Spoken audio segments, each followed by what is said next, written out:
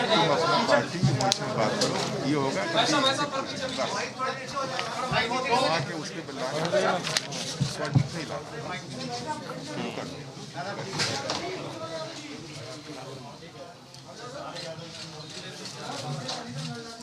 साथियों, सबसे पहले आप सबसे क्षमा चाहता हूं। मैं जानता हूं कि आप लोग भी 2-3 दिन से बहुत ज़्यादा आप लोग परेशान चल रहे हैं और इस गर्मी में कई घंटों तक खड़े रहकर जानकारी सही प्राप्त कर देश की जनता को देने का आप लोग प्रयास कर रहे हैं। कुछ समय से मेरी खुद की तबीयत ठीक नहीं चल रही थी और उस बीच में जिस तरीके से ये पूरा घटना चक्र घटा, मेरे लिए भी शारीरिक तौर पर थोड़ा सा कठिन हो रहा था। हर समय हर परिस्थिति में को जानना, उसके ऊपर निर्णय लेना, उसको आप सबके सामने रखना। कई बार दवाई लेकर नहीं हिम्मत हो रही थी कि मैं खड़ा रह पाऊँ या ज़्यादा बातें कर पाऊँ। आज भी इसीलिए आप लोगों के सामने आया हूँ। आप लोगों के सवालों का जवाब भी दूंगा। जो भी प्रश्न आपके मन में होंगे वो ज़रूर आप लोगों के सामने रखूँगा। पर इतना मैं ज़रूर कहूँगा कि मुझे नहीं लगता कि एक प्रेस कॉन्फ्रेंस में सारी बातें क्लियर होंगी। लड़ाई लंबी है, कई बार हम लोग की ऐसी मुलाकातें होंगी और समय समय पर जो भी आपके क्वेश्चंस होंगे, जो भी आपके प्रश्न होंगे या जो भी अपनी तरफ से मुझे लोक जनशक्ति पार्टी के पक्ष में जिन बातों को रखने की ज़रूरत होगी, वो समय समय पर आप लोगों के सामने आकर मैं उसको रखता रहूँगा। साथियों, आप सब ने देखा, मैं 5 मिनट में पहले अपनी बातों को रख लूँ, फिर आपके जो सवाल होंगे मैं उनको लेता रहूँगा। आप सब ने देखा 8 अक्टूबर को मेरे पिताजी का निधन हुआ। उसके बाद तुरंत चुनाव में उतरने की बात आई। मेरे लिए वो एक कठिन समय था, एक कठिन घड़ी थी। एक तरफ पापा की बॉडी भी अभी हॉस्पिटल से घर नहीं आई थी और हम लोग चुनाव में उलझे रहे पूरा समय। मैं ईमानदारी से बोलूं, वो 40 दिन का लगभग का समय, 1 महीना 35 दिन का समय ढंग से घर पे घर वालों के साथ बैठ के पापा को याद करने का, उनको सोचने का वो समय ही वैसा नहीं मिल पाया। आने के बाद परिवार के साथ ज़रूर मैंने समय बिताया, काफ़ी घर वालों के साथ, मम्मी के साथ, परिवार के साथ। और उसके बाद वापस हम लोगों ने कि किस तरीके से इस चुनाव में और इस चुनाव के परिणाम पर मैं एक बात ज़रूर बोलूँगा प्रमुखता से कि इस चुनाव में मिली लोक जनशक्ति पार्टी को जो एक बड़ी जीत हम लोग की हासिल हुई है। जीत चुनाव में, जब आप इलेक्टोरल पॉलिटिक्स में होते हैं तो कई बार जीत को सिर्फ और सिर्फ संख्या से आंका जाता है कि भाई आपके कितने विधायक आपके जीत के आए, कितने सांसद आपके जीत के आए। पर मेरे लिए भी एक बड़ी जीत थी जो लोक जनशक्ति पार्टी के बारे में कहा जाता था कि भैया 2%, 3%, 4% की पार्टी है। जहां हम लोगों ने लगभग 6% का मत प्रतिशत हम लोगों ने कंसोलिडेट किया, वहीं लगभग 25 लाख के करीब वोट लोक जनशक्ति पार्टी को मिले और जो जनता का अपार समर्थन हम लोग को मिला। और उससे भी सबसे बड़ी बात मुझे खुशी इस बात की है कि मैंने किसी भी परिस्थिति में, मैंने लोक जनशक्ति पार्टी ने, हम लोगों ने अपने मुद्दों, अपने सिद्धांतों से हम लोगों ने समझौता नहीं किया। आप सबसे भी उस वक्त मेरी मुलाकातें होती थी, ऑन रिकॉर्ड, ऑफ रिकॉर्ड। और मुझे याद है कि आप में से कई लोग ऐसे थे कि अरे छोड़िए, आप तो से बात कर रहे हैं, जब चुनाव आएगा तो देखिएगा आप लोग सीटों का समझौता कर लेंगे, आप सिर्फ प्रेशर पॉलिटिक्स कर रहे हैं, बाद में आप लोग साथ में जाएंगे, चुनाव लड़ेंगे। ये आप सबको भी कहीं ना कहीं इस बात का लगता था। मुझे खुशी इस बात की है कि पार्टी ने ये निर्णय लिया कि नहीं, हम कुछ मुद्दों को लेकर मौजूदा गठबंधन में जो जनता दल यूनाइटेड है उनके साथ हम लोग गठबंधन में आगे नहीं बढ़ सकते। और ये कारण था कि हम लोग गठबंधन से बिहार में अलग होने का पार्टी ने फैसला लिया और हम लोगों ने अलग होकर हम लोगों ने चुनाव लड़ा। मजबूती से हम लोगों ने अपनी बातों को रखा। आज जब चुनाव ख़त्म हुए उसके बाद से कहीं ना कहीं निरंतर, और चुनाव के दौरान भी, चुनाव से पहले भी, मुझे याद है जब पापा अस्पताल में भी थे तो उस वक्त भी कई बार कुछ लोगों द्वारा और जनता दल यूनाइटेड के द्वारा खास तौर पर मेरी पार्टी लोक जनशक्ति पार्टी को तोड़ने का प्रयास निरंतर तब भी किया जा रहा था। मुझे याद है कि मेरी शायद पापा की जब आखिरी बार बात पार्टी के कुछ नेताओं से हुई थी, जब वो आईसीयू में थे, तो उस वक्त भी जब उनकी बात हुई तो उन्होंने इसी बात को कहा कि क्यों मीडिया में इस तरीके की भ्रामक खबरें आती हैं, उनकी चाचा से भी बात हुई, चाचा को भी उन्होंने इसी बात के बारे में कहा कि क्यों बार बार ये खबरें आती हैं कि भाई पार्टी टूट रही है, पार्टी अलग हो रही है, इस तरह की जानकारी क्यों आती है। बट बहरहाल निरंतर एक लंबे समय से एक बात स्पष्ट थी कि पार्टी में कुछ लोग जो संघर्ष के रास्ते पर चलने के लिए तैयार नहीं थे, जो चाहते थे कि भैया हम लोग कंफर्टेबल पॉलिटिक्स में रहें, कि चलिए जो हो रहा है ठीक है, होता रहे, ऐसे ही गठबंधन है, ठीक गठबंधन है, लड़ेंगे जीतेंगे। और हकीकत है, मैं इस बात को मैं झुठला नहीं रहा हूँ कि अगर जनता दल यूनाइटेड, लोक जनशक्ति पार्टी, भारतीय जनता पार्टी, तीनों दल अगर साथ मिलकर बिहार में विधानसभा का चुनाव लड़ते तो हम लोग का एक तरफा जिस तरीके से लोकसभा में हम लोग 40 में से 39 सीटें हम लोग जीते, विधानसभा में भी हम लोग का परिणाम उसी तरीके से आता। पर उसके लिए मुझे नतमस्तक होना पड़ता मौजूदा मुख्यमंत्री नीतीश कुमार जी के सामने, उसके लिए मुझे समझौता करना पड़ता अपनी नीतियों से।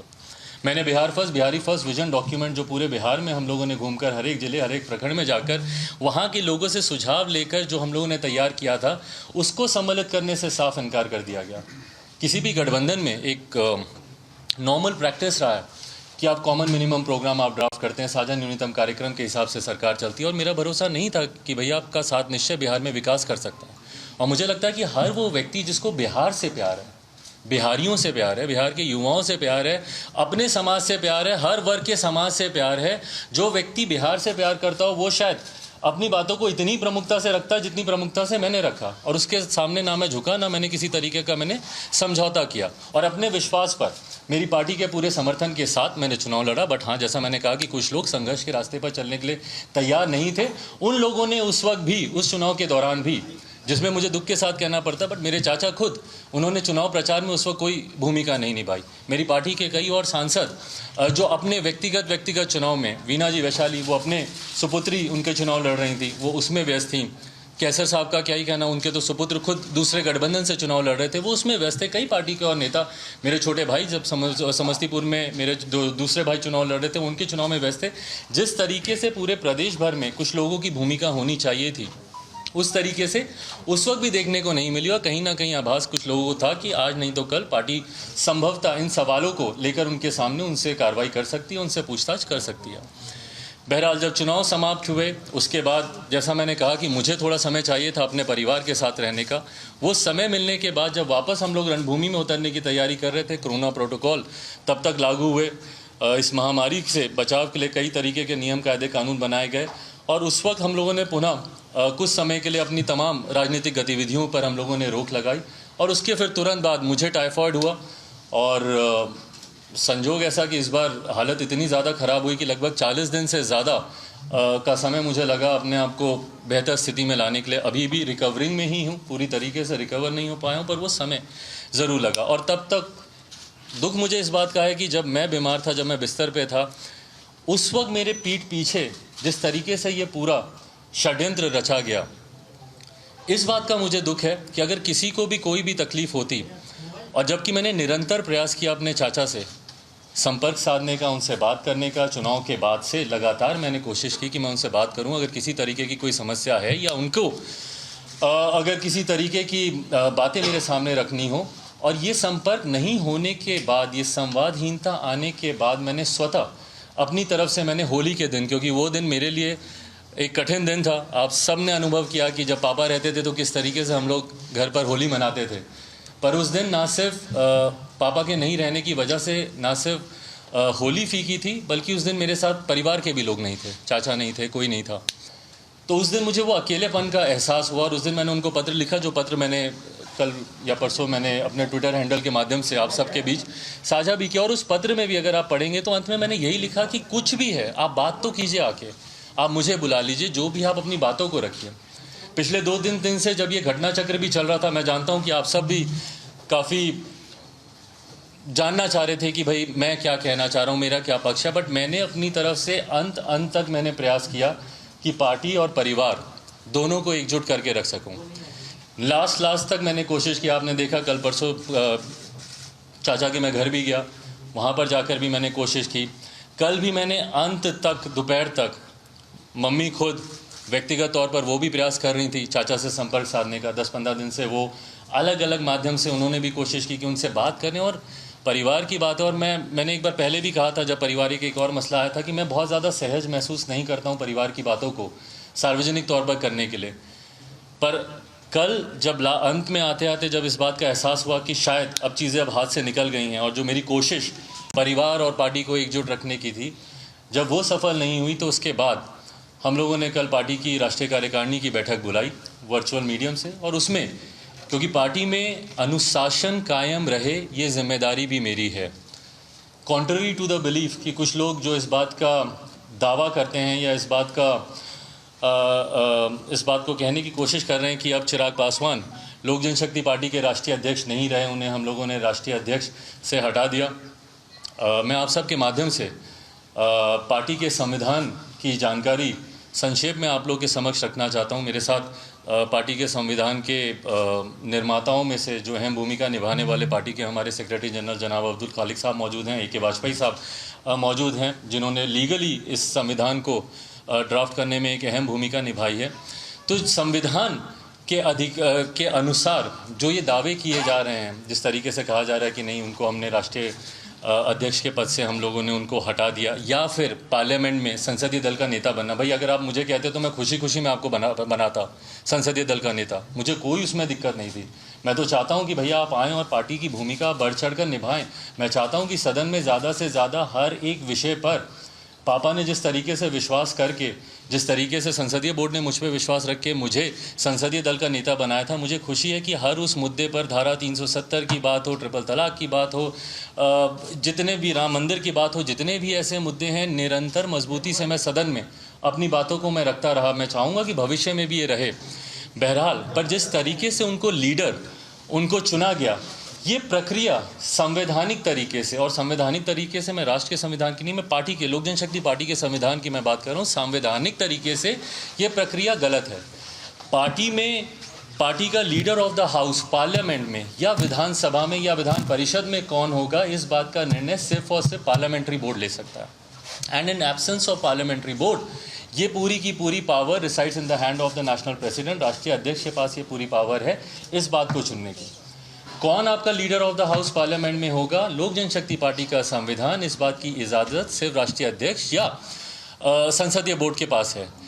वहाँ पर मौजूदा जो सिटिंग मेंबर ऑफ पार्लियामेंट्स हैं वो आपस में इस बात का निर्णय नहीं ले सकते, ये पार्टी का संविधान कहता है। बहरहाल, इसमें बहुत ज़्यादा डिटेल में नहीं जाते हुए, क्योंकि संभवतः आने वाले दिनों में शायद एक लंबी कानूनी लड़ाई भी हम लोग को लड़नी पड़े, वहाँ पर हम लोग इस बात को मजबूती से हम लोग रखेंगे।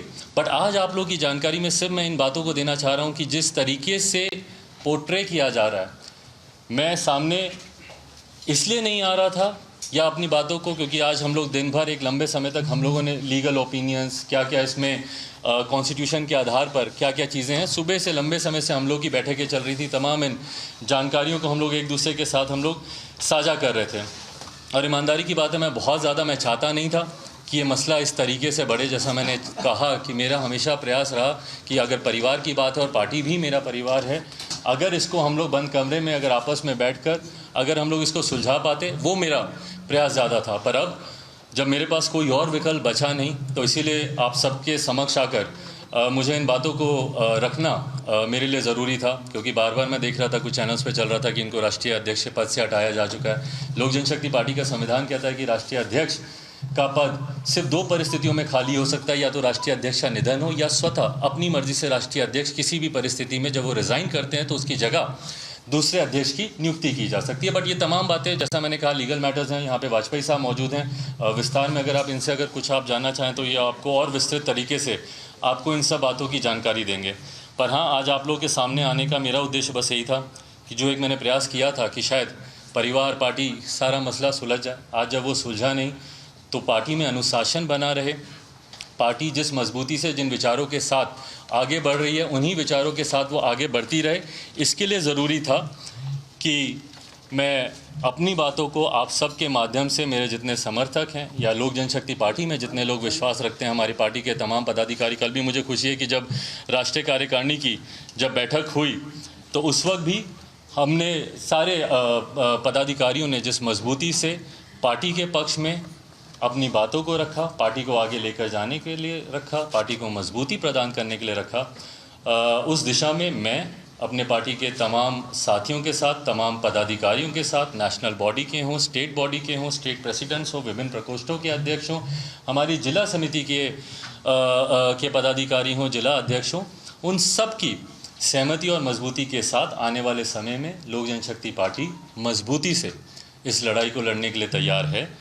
पार्टी पापा ने पूरे विश्वास, भरोसे और मेहनत के साथ उन्होंने बनाई। विश्वास इस बात का कि इस पार्टी के माध्यम से जिस तरीके से वो गरीबों की, पिछड़ों की लड़ाई लड़ना चाहते हैं, समाज में कई ऐसे तत्व हैं जो निरंतर आपको बांटने का काम करते हैं और ये पहली बार नहीं हो रहा है।